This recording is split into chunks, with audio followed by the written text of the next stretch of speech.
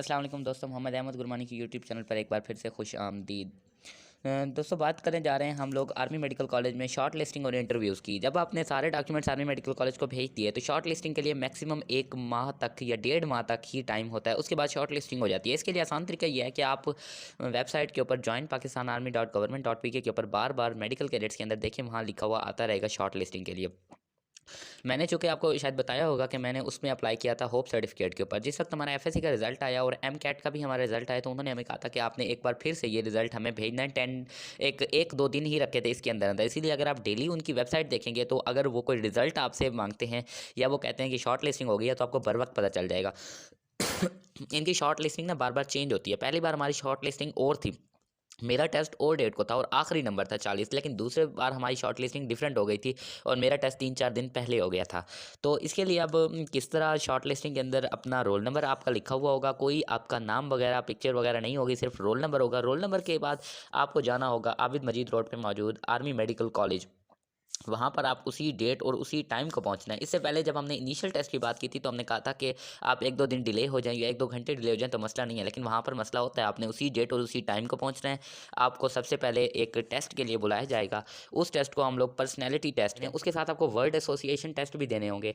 Word screen के ऊपर लिखा हुआ आ रहा होगा, आप एक हॉल में बैठे होंगे, एक सिनेमा टाइप हॉल होगा, आपके पास क्लिपबोर्ड होगा। आपने उस वर्ड का फ़ौरन से सेंटेंस लिखना है उस कॉपी के ऊपर जो आपको दी जाएगी, और जो भी वर्ड है और आपने उसका सेंटेंस याद रखना, पॉजिटिव बनाना है अगर आप अपनी सिलेक्शन चाहते हैं आर्मी मेडिकल कॉलेज के अंदर। फॉर एग्जांपल, नाइट आ गया है तो आपने इसका पॉजिटिव सेंटेंस किस तरह बनाना है, ही यूजुअली वर्क्स एट नाइट। मतलब मैंने जिस तरह सेंटेंसेस बनाए थे तो मैंने हर सेंटेंस के अंदर study, work, he is brave, able, active, ये वाले सेंटेंसेस बनाए थे। गुड, हर लफ्ज़ के अंदर ये वाला हर लफ्ज़ का ऐसा ही सेंटेंस बना दिया था। आप लोग भी कोशिश करें पॉजिटिव सेंस के अंदर, क्योंकि यहाँ पर आपकी सेंटेंस लिखने की स्पीड के साथ साथ आपकी राइटिंग भी देखी जा रही होती है और आपका कॉमन सेंस भी देखा जा रहा है। इसके लिए घर से प्रैक्टिस करके जाना। मैंने तो पूरे रजिस्टर लिख डाले थे वर्ड्स के ऊपर।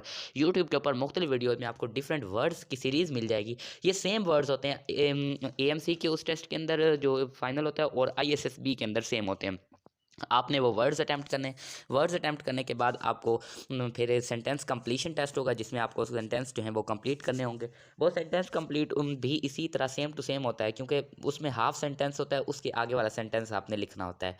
उसमें भी आपको पॉजिटिव सेंस डेवलप करनी है, कंप्लीट करने हैं। बहुत से कैंडिडेट्स के ये कंप्लीट नहीं होते, लेकिन मेरे हो गए थे। इसकी वजह यही थी कि मैंने घर से प्रैक्टिस करके गया था। मेरे तमाम वर्ड्स जो थे वो कंप्लीट हो गए थे और इतनी मैंने प्रैक्टिस की थी कि सिर्फ 3 से 4 उनके ऐसे वर्ड्स थे जिसकी मैंने घर से प्रैक्टिस करके नहीं गया था। बाकी यूँ समझे मैं दुनिया के हर वर्ड की प्रैक्टिस करके गया था। आप भी इसी तरह प्रैक्टिस करके जाएं अगर आप अपनी फाइनल सिलेक्शन चाहते हैं तो।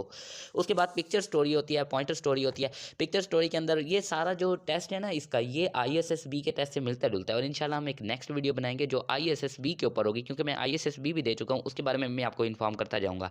तो उसके लिए अगर आपको ऐसी सीरीज़ के ऊपर वीडियोज़ चाहिए तो आप मेरे चैनल को सब्सक्राइब कर लीजिएगा। आईएसएसबी के टेस्ट की तरह यहाँ पर पिक्चर स्टोरी होगी। सामने एक पिक्चर आ रही होगी। जैसे मेरे पास जो एक तस्वीर आई थी तो सबसे पहले उसमें एक स्टूडेंट बैठा सामने बुक की तरफ देख रहा था। मैंने उसके ऊपर यही लिखी कि ये कोविड-19 है और ये छुट्टियां हैं स्कूल की। ये स्टूडेंट अपना वर्क कर रहा है, ये वर्क करता है, मेहनत करता है, उसके बाद ये सक्सेसफुल हो जाता है और ये बोर्ड को टॉप कर लेता है। इससे आपका कॉमन सेंस ये डेवलप होता है कि रीडर का, कि ये बोर्ड को टॉप करने की सोच रखता है, ये ग्रेट इंसान लगता है। तो ये वाला एक कॉमन सा सेंस डेवलप होता है। तो दूसरी एक पिक्चर थी, एक आदमी बहुत बड़ी ऑडियंस के सामने हाथ ऊपर करके खुशी का इज़हार कर रहा था। तो मैंने उसके ऊपर यही स्टोरी बना दी कि ये जस्टिन बीबर है और इसका बचपन से शौक था मैं ग्रेट सिंगर बनूँ। इसका फिर सॉन्ग बेबी बेबी हिट हो गया और उसके बाद ये बहुत बड़ा एक बन गया सिंगर और इसका ड्रीम अचीव हो गया। मतलब आपने हर किसी का ड्रीम अचीव करना है। याद रखना, आपने स्टोरी ऐसी नहीं लिखनी कि ये जो स्टोरी है इसमें ये हो रहा है, इस तस्वीर में ये हो रहा है, ये वाला आपने काम नहीं करना। बल्कि आपने स्टोरी का एक शुरू से लेकर एंड तक, जिस तरह प्यासा कब हम स्टोरी पढ़ते हैं, एक स्टार्ट से लेकर एंड तक करना है। वो तस्वीर सिर्फ उस स्टोरी में होने वाले किसी एक इंसिडेंट को इंडिकेट करे। इससे बेटर आपको एक और आइडिया दूं जो नहीं करता कोई बंदा, उसकी आपको एक तरीका ये होता है कि स्टोरी के एंड पे उसका मॉरल लिख देना है। नॉर्मली मेरी तमाम स्टोरीज का एक ही मॉरल था कि God helps those who help themselves, विर्चू is always blessed. इस तरह के मेरे कॉमन सेंस के स्टोरीज के मॉरल्स चलते रहे थे। आपकी भी स्टोरीज अगर इस टाइप की बनेगी जिस टाइप की मैंने स्टोरीज बनाई थी तो इसी तरह का ही मॉरल बनेगा। उसके लिए आप उसके बाद आप फिर ये वाले टेस्ट फाइनल हो जाएंगे। इसमें फिलहाल तो कोई सिलेक्शन नहीं होती, लेकिन फाइनल सिलेक्शन में इन टेस्ट का बड़ा अमल दखल होता है। इससे पहले जो आपने डॉक्यूमेंट्स वगैरह भेजे थे, उसकी बेस पे जो शॉर्ट लिस्टिंग होती है, आपको पता है उसको किस बेस के ऊपर होती है? उसके ऊपर भी सिर्फ यही देखा जाता है कि किस स्टूडेंट के एफएससी में मार्क्स ज़्यादा हैं, किसके मैट्रिक में मार्क्स ज़्यादा हैं, किसके एंट्री टेस्ट में, क्योंकि जो आपको रजिस्ट्रेशन के लिए परफॉर्मा दिया जाएगा उसके ऊपर भी मेंशन होगा मैट्रिक के, एफएससी के कैंडिडेट्स के मार्क्स का एक कॉलम बना होगा, जिसमें आपके वो एवेल्यूएट करेंगे और उस बेस पे आपको शॉर्ट लिस्ट करेंगे। शॉर्ट लिस्टिंग हमारी बारे में तकरीबन 500 स्टूडेंट्स की हुई थी और हर रोज़ 30 से 40 स्टूडेंट्स जाते थे इन्हीं टेस्ट के लिए, पर्सनैलिटी टेस्ट और इंटरव्यू के लिए। उसके बाद आपका इंटरव्यू होगा। इंटरव्यू के लिए 4 से 5 ऑफिसर्स बैठे होंगे, जिनमें आर्मी मेडिकल कॉलेज के प्रिंसिपल भी होंगे। वो सबसे पहले जब आप एंटर होते हैं तो वो आपको रिलैक्स करने की कोशिश करते हैं। वो बड़े ही खुश होंगे और आपको ना हंसाने की कोशिश करेंगे। तो इसमें आपको बताऊँ कि एक कॉमन सी टेक्निक जो पास होने की बेहतरीन होती है, क्योंकि जब मैं ये इंटरव्यू देकर आया था मुझे उसी वक्त ही पता था मैंने पास हो ही जाना है इंटरव्यू में। इसके लिए कॉमन सी टेक्निक यही होती है, जब आप हॉल में एंटर हों तो आपने कोशिश करें 2 पीस पहन के जाएँ, खूबसूरत लग रहे हो, क्लीन शेव हैं तो आप फ्रेशली शेव करके जाएँ। बाकी कुछ लोग इसमें गाइड करते हैं कि चेयर के राइट से घूम के बैठना है, लेफ्ट से घूम के बैठना है। वो कोई आपने तरबियत याफ्ता निज़ाम नहीं लेना। मैंने एएमसी की किसी अकेडमी को ज्वाइन नहीं किया, ना इनिशियल के अंदर, ना मेडिकल फिजिकल, किसी के अंदर कोई अकेडमी ज्वाइन नहीं की। मैं एंटर हुआ रूम के अंदर तो वो सारे हंस रहे थे और खिलखिलाकर, और उन्होंने मुझे कहा कि कम ऑन बॉय, अस्सलाम वालेकुम। मैं भी बड़े खुश होके, और मैं वैसे ही जॉली नेचर्ड था, मज़ाहिया था, मैंने उनके साथ बड़े खुश हो गए। उन्हीं के ऐसे जिस तरह फ्रेंडली माहौल होता है, मैंने उनको फ्रेंड्स की तरह ट्रीट किया और मैंने कहा वालेकुम सलाम, I am fine, how are you.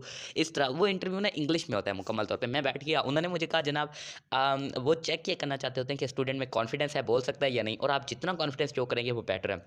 मैं तो स्पीचेस कर चुका था, डिवीजन लेवल तक पोजीशन भी थी मेरी स्पीच कंपटीशन के अंदर।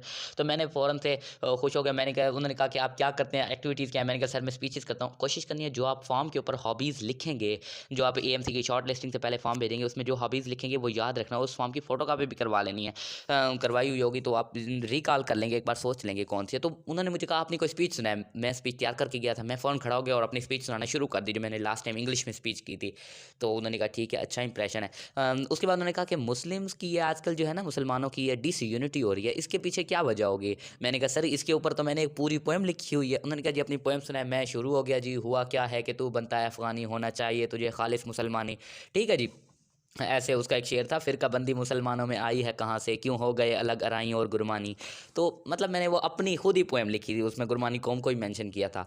तो मैंने वो स्पीच अपनी सुना दी, पोएम सुना दी, वो खुश हो गए। उन्होंने कहा अच्छा आप मुझे बताएंगे कि अब्दुल सत्तार एधी अगर आपको मिल जाते तो आप क्या कहते? मैंने कहा जी, मैं उनको कहता कि आपने ये पैशन, जो इंसानियत को सर्व करने का पैशन है, ये आपने कैसे हासिल किया है? ऐसा एक पैशन मुझे भी चाहिए। उन्होंने कहा ठीक है।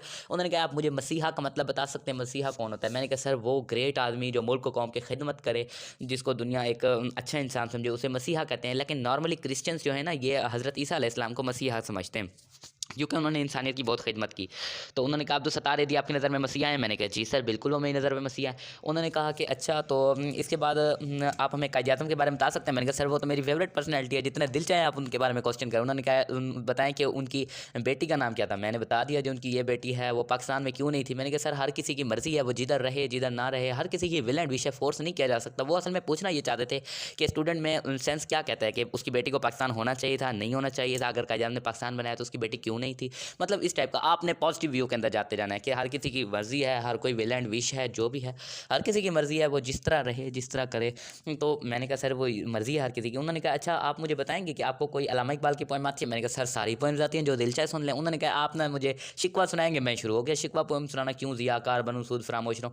उन्होंने कहा अच्छा तो आप अब हमें जवाब शिकवा सुनाना शुरू करें विद तर्जमा, हमें साथ मतलब भी समझाना है, मैं इसका मतलब नहीं आता। मैं रिलैक्स हुआ, मुझे पता था ये मेरे फ्रेंड्स की तरह ट्रीट कर रहे हैं, मैं भी उनके साथ फ्रेंड्स की तरह ट्रीट करने लग गया। मैंने उनको सारी जवाब शिकवा सुना दी कि जिस तरह है ना, पर दिल से जो बात निकलती है असर रखती है, पर नहीं ताकत परवाज़ मगर रखती है।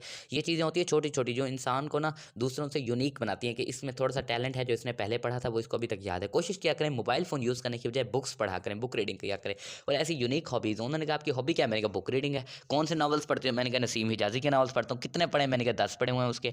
अच्छा तो कब कब आपको टाइम मिलता है, आपके पास मोबाइल है या नहीं? अगर आप कहेंगे ना मोबाइल नहीं है तो ज़्यादा बेटर रहेगा। और मेरे पास तो वैसे ही मार्क्स भी थे एफएससी के, मैट्रिक के, वो आपको इधर चैनल में भी नजर आ ही जाएंगे अबाउट के अंदर अच्छा उन्होंने मुझे कहा आपको श्योरिटी है कि आप एएमसी में सेलेक्ट हो जाएंगे? सर मैंने कहा मुझे 100% श्योरिटी है, जिस तरह का मेरा इंटरव्यू है मुझे कंफर्म है मैं सेलेक्ट हुआ पड़ा हूँ। अच्छा उन्होंने कहा आपकी अम्मी आपको पराठा बना कर देती है? मैंने कहा बिल्कुल। उन्होंने कहा जी पराठे में क्या चीज़ होती है? मैंने कहा जी कार्बोहाइड्रेट्स होते हैं, थोड़े बहुत फैट्स होते हैं, जो ऊपर ऑयल वगैरह लगा होता है। उन्होंने कहा अच्छा, तो ये थोड़ा बहुत fructose, glucose, oligosaccharide, monosaccharide, polysaccharide के बारे में थोड़े बहुत क्वेश्चन किए, सिंपल से, क्योंकि वो कॉमन सेंस देख रहे होते हैं। उन्होंने अच्छा एक क्वेश्चन किया कि माल्टोज के अंदर, माल्टोज नहीं, लैक्टोज के अंदर क्या चीज़ होती है, तो मुझे भूल गया, मैंने कहा ग्लूकोज होता है और दूसरा कुछ होता है मोनोसेक्राइड, लेकिन मुझे याद नहीं है। तो एक ने मुझे खुद ही हिंट दे दिया कि कुछ गैलेक्स से मिलता है, मैंने कहा जी जी गैलेक्टोज है। ये कॉमन सेंस के क्वेश्चन होते हैं, आराम से इंसान सॉल्व कर लेते हैं।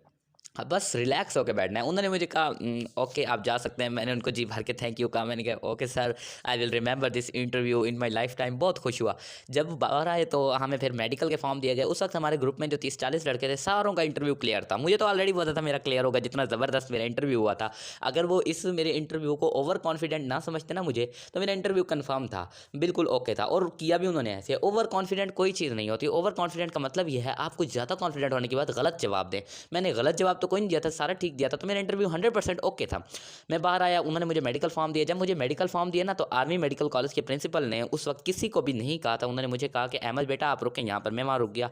जब मैं उनके करीब आया, उन्होंने कहा कि आप आईएसएसपी में हुए हैं सिलेक्ट। मैंने कहा जी सर, 152 जीडीपी में रिकमेंड हो गया। उन्होंने कहा ठीक है, बहुत ही ज़बरदस्त बात है। फिर तो आप मुझे ये बताएं कि यहाँ पर आप एक मेरी बात माने तो आपने आना आर्मी मेडिकल कॉलेज के अंदर ही है। मैंने कहा ओके सर, मैं आर्मी मेडिकल कॉलेज के अंदर ही आऊँगा। उन्होंने हमें मेडिकल का फॉर्म दिया और हम बाहर आ गए। मेडिकल के लिए हमें अपने रिस्पेक्टिव सीएमएच सेलेक्ट करने थे। मैंने सीएमएच मुल्तान को सिलेक्ट किया और वहाँ पे अपने मेडिकल के लिए चला गया। मेडिकल की डिटेल्स नेक्स्ट वीडियो के अंदर आपको देते हैं। तब तक के लिए मेरा चैनल सब्सक्राइब कर दें, और अगर वीडियोज़ पसंद आ रही है तो इनको लाइक भी करते जाएँ, शेयर भी